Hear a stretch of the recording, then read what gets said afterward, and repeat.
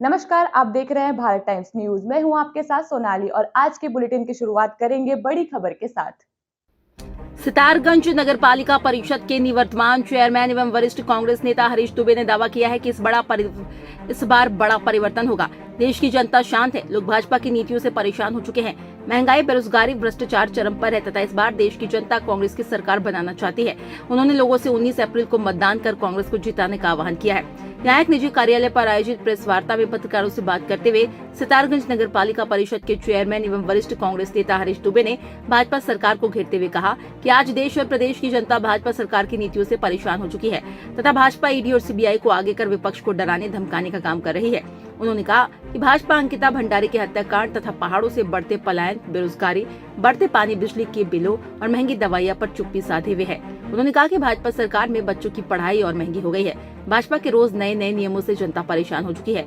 उन्होंने कहा कि भाजपा के प्रत्याशी अजय भट्ट पिछला चुनाव जीतने के बाद इन 5 सालों में एक बार फिर सितारगंज नहीं आए। उन्हें सितारगंज की जनता से कोई लेना देना नहीं है।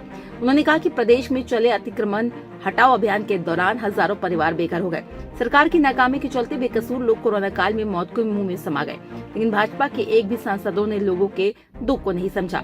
उन्होंने भाजपा की 400 पार के नारे को जुमला बताते हुए कहा कि लोग भाजपा की करनी और कथनी को समझ चुके हैं तथा इस बार लोग परिवर्तन चाहते हैं। उन्होंने दावा किया कि प्रदेश में कांग्रेस सभी 5 सीटों पर अपना परचम लहराएगी तथा देश में कांग्रेस की सरकार बनेगी।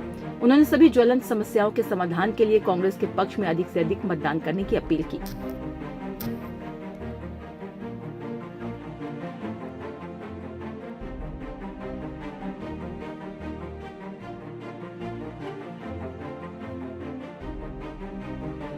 आप ये देखिए कि हमारी जो विधानसभा सितारगंज है, ये विधानसभा सितारगंज नैनीताल उधम सिंह नगर लोकसभा क्षेत्र के अंतर्गत हमारी विधानसभा आती है।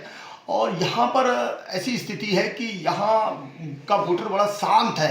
यहाँ का वोटर शांत होने का कारण क्या है कि यहाँ के जो भाजपा के प्रतिनिधि हैं, उन्होंने पूरे क्षेत्र के अंदर भय का, डर का जो माहौल पैदा कर दिया है, लोगों को डराने का माहौल जो पैदा कर दिया है, उसके कारण जनता जो है कि शांत जरूर है।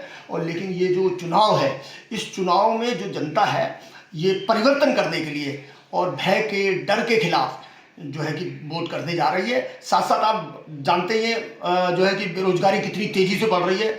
अभी 1 मार्च को जो है राष्ट्रीय श्रम संगठन ने एक, आपको मैं बता देना चाहता हूं कि एक आंकड़ा पेश किया जिसने बताया कि पूरे देश के अंदर 83% लोग इस समय बेरोजगार हैं। अब मान लीजिए 83% लोग बेरोजगार हैं। मैं कहना चाहता हूं क्या इन 10 सालों में भारतीय जनता पार्टी ने बेरोजगार बनाने की मशीन लगा दी है क्या? 83% जिस देश का युवा बेरोजगार हो जाएगा, उस बेरोजगारी का ये बहुत बड़ा मुद्दा जो है हमारे क्षेत्र नहीं, लगभग पूरे उत्तराखंड में भी है।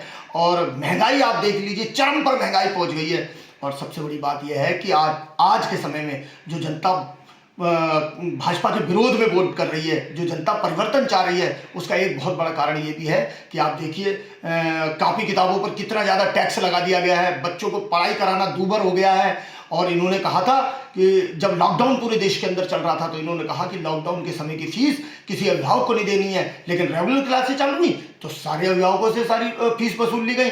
उसका सीधा सीधा फर्क ये पड़ा, सीधा सीधा जो है कि प्रभाव ये पड़ा कि बहुत सारे लोगों के परिवारों के बच्चे को जो है कि अपनी पढ़ाई छोड़नी पड़ी, मजदूरी की तरफ भागना पड़ा, मजदूर हो गए वो लोग।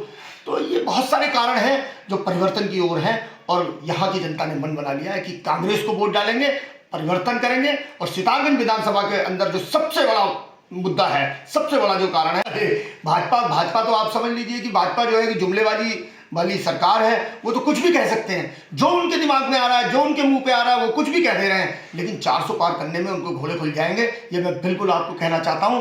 आप ये देख लीजिए, जब आपने सब जगह आप घूमे होंगे, आप देखिए कि बड़ा वातावरण शांत है। और जब शांत कोई चीज़ होती है तो आंधी का संकेत होती है। ये मान लीजिए ये शांत जो आपको वोटर दिखाई दे रहा है, ये आंधी लाने वाला है। और ये आंधी परिवर्तन की आंधी होगी, कांग्रेस की ओर बढ़ने वाली आंधी होगी। और हमारे यहाँ ये मान के चलिए कि हमारे यहाँ के जो प्रत्याशी हैं प्रकाश जोशी जी, जो नैनीताल उधम सिंह नगर के लोकसभा प्रत्याशी हैं, बहुत अधिक मतों से जो है कि भाजपा के प्रत्याशी को हराने जा रहे हैं। भाजपा के प्रत्याशी अब आप भाजपा के प्रत्याशी की बात कर रहे हैं। भाजपा के प्रत्याशी जो हैं वो 5 साल हमारे यहाँ जो है अजय भट्ट जी जो हैं वो 5 साल हमारे यहाँ लोकसभा के जो है प्रत्याशी रहे। सितारगंज विधानसभा में मैंने उनको कभी नहीं देखा कि प्रत्याशी वो जीतने के बाद, पिछला चुनाव जीतने के बाद कभी लौट के आए।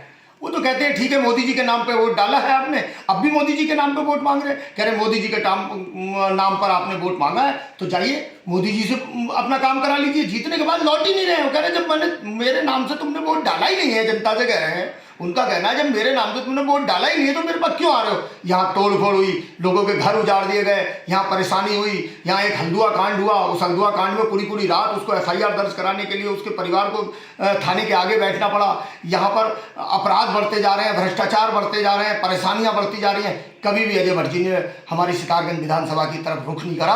और चुनाव देखिए इतना चल गया है, 4-5 दिन चुनाव के रह गए, लेकिन अजय भट्ट जी को ऐसा लगा नहीं कि जो है सितारगंज में जाना चाहिए। वो कभी भी लौट के इधर नहीं आते। तो ऐसे प्रत्याशी के खिलाफ वोट करने का मन बना लिया सितारगंज की विधानसभा के लोगों ने। बिल्कुल जीतेगी। जो मुद्दे मैं बता रहा हूँ सितारगंज के, वो पूरे उत्तराखंड के अंदर है। उत्तराखंड की आप बात करें, अंकिता हत्याकांड को हम कैसे भूल सकते हैं। एक हमारी बहन जो अपने रोजगार के लिए, अपने परिवार को चलाने के लिए, अपने गरीब माता पिता को पालन पोषण करने के लिए एक जगह जाकर नौकरी कर रही है और उससे जो है कि दूसरी तरीके के कार्य के लिए जो है प्रयत्न किया जा रहा है, उस पर जो है दबाव बनाया जा रहा है। और जब वो उस दबाव में नहीं आई तो उसको मार दिया गया। किन लोगों ने मारा, क्या ये बात अछूती है? क्या उत्तराखंड की जनता जानती नहीं है?